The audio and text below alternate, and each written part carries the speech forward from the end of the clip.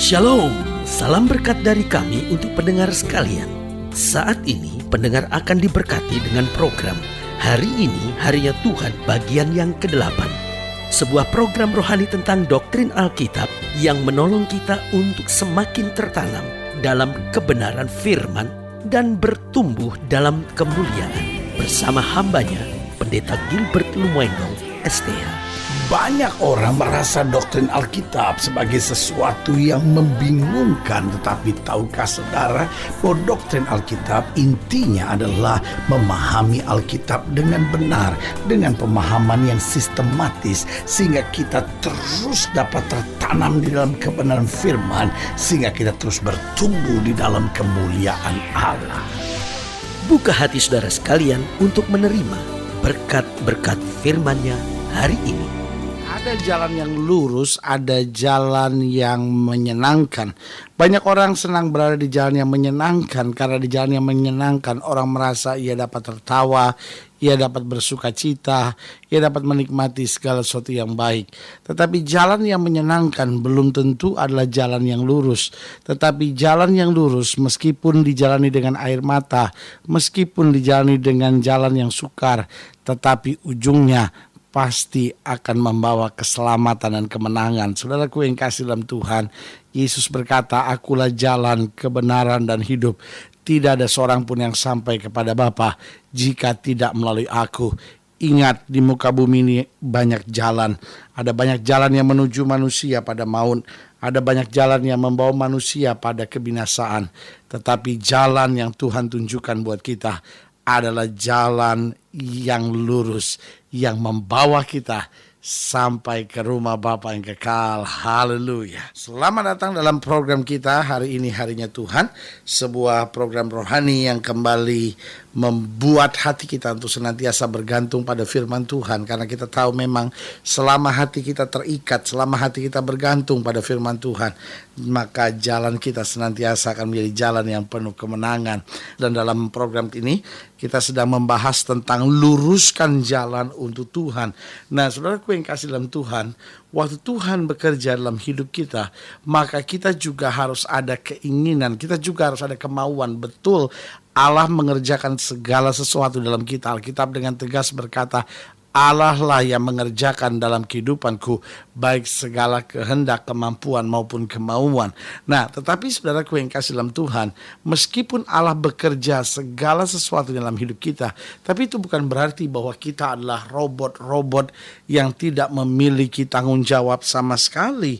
Justru karena Allah mengerjakan segala sesuatunya buat kita, Allah yang mengerjakan segala sesuatunya di dalam kita, berarti sebagai orang percaya, sebagai orang-orang yang menyerahkan kehidupan kita sepenuhnya kepada Tuhan, maka kita juga harus menjadi orang percaya yang senantiasa menyediakan diri untuk Tuhan dapat bekerja dalam kehidupan kita. Nah, saudaraku yang kasih dalam Tuhan, Yohanes sadar betul bahwa dia bukanlah Mesias. Dia sadar betul bahwa Allah bekerja melalui dirinya sebagai seorang yang meluruskan jalan untuk Tuhan, sehingga lewat kehidupan ia membuka jalan untuk Tuhan bekerja.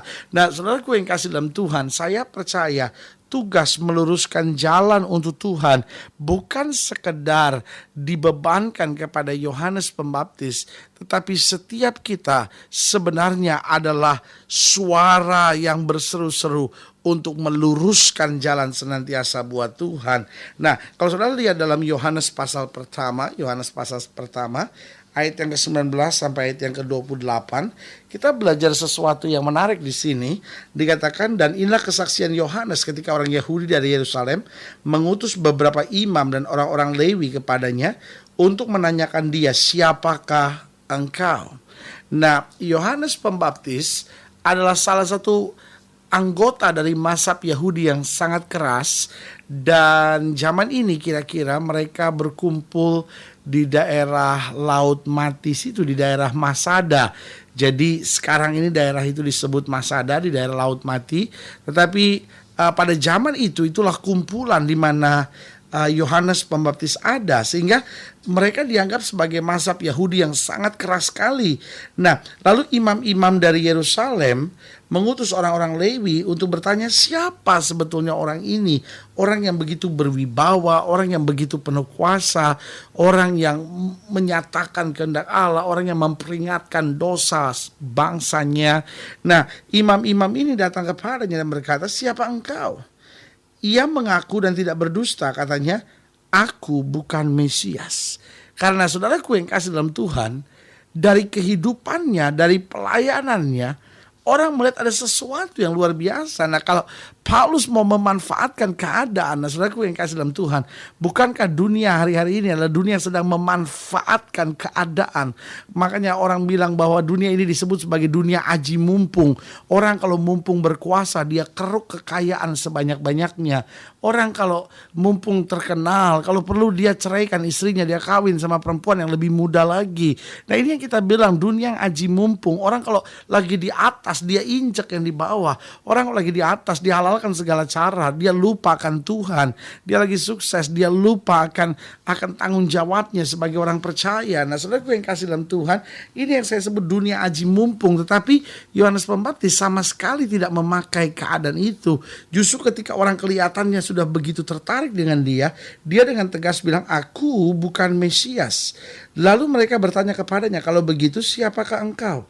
Eliakah engkau? Karena sudah ingat bahwa orang Yahudi percaya bahwa Elia akan kembali di akhir zaman, karena firman terakhir dalam kitab Maleakhi dikatakan bahwa aku akan mengirimkan roh Elia yang membuat hati-hati bapak-bapak berbalik kepada anaknya dan hati-hati anaknya berbalik kepada bapaknya.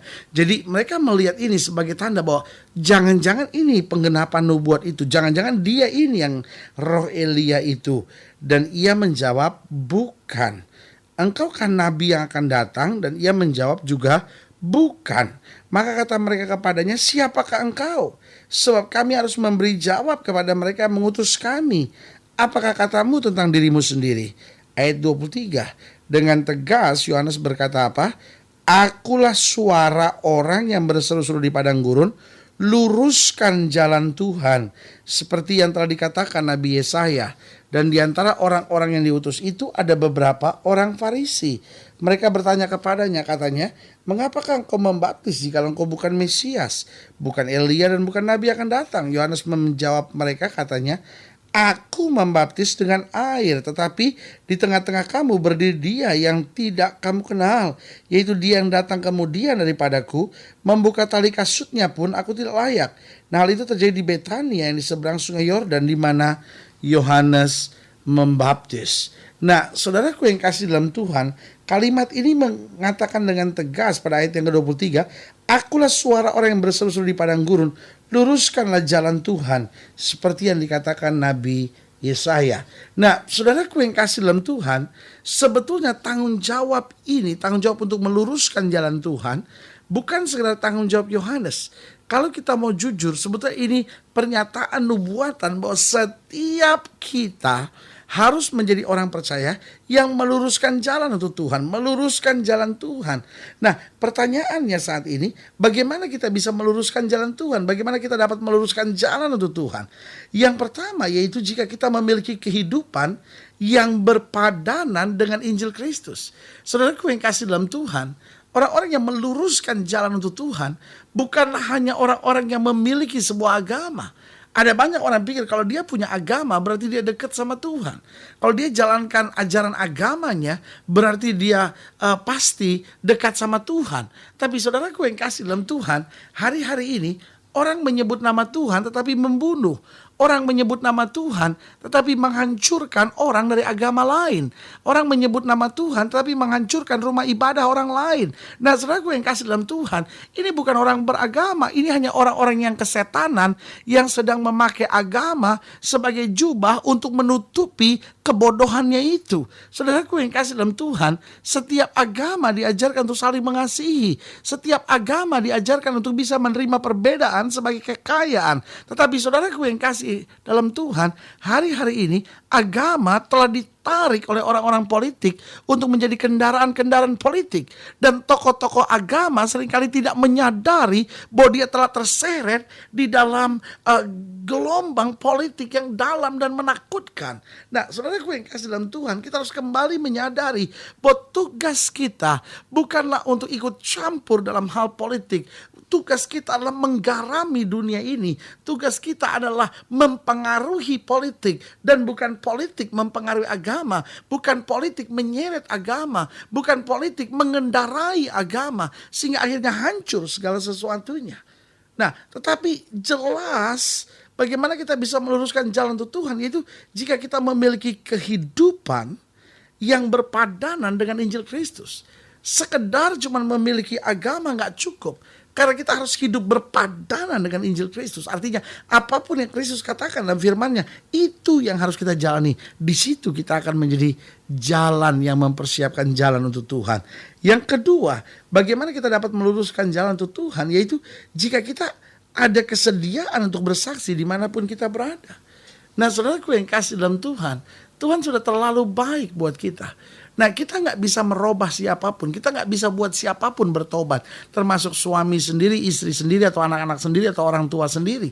Tetapi kita bisa menjadi saksi Tuhan. Artinya kita menabur dimanapun Tuhan perintahkan buat kita. Kita bersaksi dimanapun kita Tuhan tempatkan. Nah, masalah orang itu mau terima, kita juga gak bisa memegahkan diri dan berkata karena saya loh dia bertobat. Tidak, tugas kita hanya menabur, kata Alkitab. Dan Allah yang akan memberi pertumbuhan. Haleluya. Jadi jelas setiap kita harus menjadi jalan yang meluruskan jalan untuk Tuhan. Bagaimana caranya? Yang pertama, jika kita memiliki kehidupan yang berpadanan dengan Injil Kristus. Yang kedua, yaitu jika kita memiliki kehidupan yang senantiasa dimanapun kita berada, kita bersedia bersaksi. Lalu yang ketiga, bagaimana kita dapat meluruskan jalan untuk Tuhan, yaitu jika kita menyatakan kasih Allah dimanapun Tuhan tempatkan kita. Saudaraku yang kasih dalam Tuhan, dunia hari-hari ini sedang krisis akan kasih. Dunia sedang dipenuhi dengan orang-orang yang serakah, orang-orang egois, orang-orang yang kasar, orang-orang yang mau menang sendiri. Tidak sedikit hari-hari ini orang datang ke gereja konseling sama pendeta. Kenapa? Karena istri ditonjok, dipukulin sama suaminya.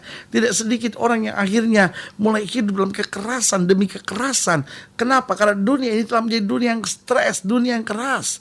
Tetapi saudaraku yang kasih dalam Tuhan, dimanapun orang percaya ditempatkan Tuhan dan menyatakan kasih, maka orang itu akan membawa kemuliaan buat nama Tuhan. Berarti jelas sekarang bagaimana kita meluruskan jalan untuk Tuhan. Yang pertama, yaitu jika kita memiliki kehidupan yang berpadanan dengan Injil Kristus. Yang kedua, yaitu jika kita memiliki kesediaan untuk bersaksi dimanapun kita berada. Lalu yang ketiga, jika kita menyatakan kasih Allah dimanapun Tuhan tempatkan kita. Haleluya. Biarlah setiap kita menjadi orang percaya yang meluruskan jalan untuk Tuhan. Haleluya. Kalau saudara ingin didoakan, Bapak Ibu Saudara sekalian ada yang ingin didoakan, saudara hubungi kami melalui telepon, saudara hubungi kami melalui surat, kunjungi website kami. Karena kami ada untuk membawa Bapak Ibu Saudara senantiasa lebih dekat pada Tuhan, mengalami kasih kuasa mujizat yang luar biasa. Haleluya. Melalui program ini juga saya mau berdoa untuk setiap saudara yang sakit, setiap saudara yang berbeban berat. Kalau saudara ingin didoakan secara khusus, saudara boleh just taruh tangan kanan saudara di dada melalui program ini dan kita doa. Bapa dalam nama Yesus, hamba doa buat yang sakit, hamba doa buat yang berbeban berat. Karena hamba percaya bagi Allah tidak ada perkara yang mustahil. Hamba berdoa di dalam nama Yesus, Tuhan ubahkan, Tuhan jamah, Tuhan pulihkan, sehingga kami boleh mengalami mujizat Tuhan yang luar biasa. Haleluya. Amin, amin, amin. Saudaraku yang kasih dalam Tuhan, kita sudah berdoa. Bangkitkan iman saudara, tetap bersuka cita menghadapi segala perkara, karena kita tahu roh yang ada di dalam kita lebih besar dari roh yang alam dunia ini. Doa saya menyertai saudara. Sampai berjumpa pada program berikut, dan jangan lupa jadikan hari ini harinya Tuhan. Haleluya.